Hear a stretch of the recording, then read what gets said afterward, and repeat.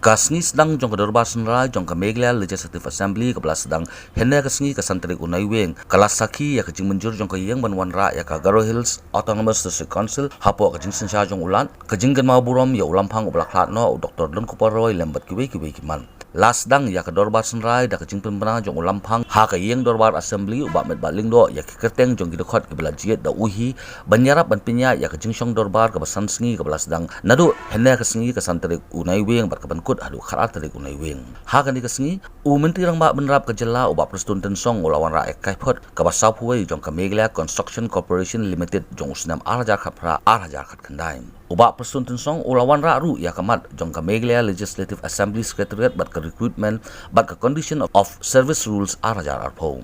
Nakaliang ikong ampurin lingdo ibade chairperson jong ka Assembly Committee on Empowerment of Women ilawan ra ya ka kaipot kabalai jong usnam arajar arpho Kajing syong Dorbar hendak kesini kelaya keren ru ia buon kimat kum ka Meghalaya Settlement of Areas Bill arajar arpho ka Meghalaya Mineral Cess Amendment Bill arajar arpho ka Meghalaya Farmers Empowerment Commission Amendment Bill arajar arpho ka Meghalaya Rights to Public Service Bill arajar arpho ka Saint Xavier University Shillong Bill arajar arpho balawan ra do menteri rang ba ka jela ukon rat kia sangma bat menteri ka puli dang le jong ka jela uba lakmen rembui so ukon rat sangma ulawan ra ru ya ka supplementary demands for grants bat ka supplementary appropriation jong usnam arajar arpho wei haba kemau borom ya kidokot jong ke parlimen bat kidokot jong state assembly belaklat no hakini kin riu benai ke beladap menteri rang ba ka jela ukonat kisang ma ulai thu bakari keladu hadu live khandai ngut kidokot jong ke parlimen bat kidokot jong state assembly kari kumu menteri ke sarkar kami uram Vilas Paswan menteri barim ke sarkar kami Ujaswan Singh bat ya menteri rang ba beningkong jong ke Chhattisgarh wa Ajit Pramod Kumar Jogi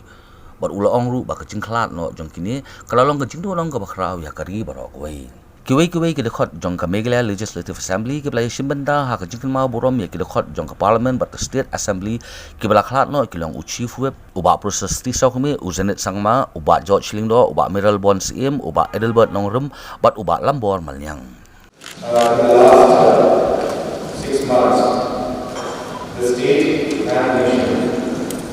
has lost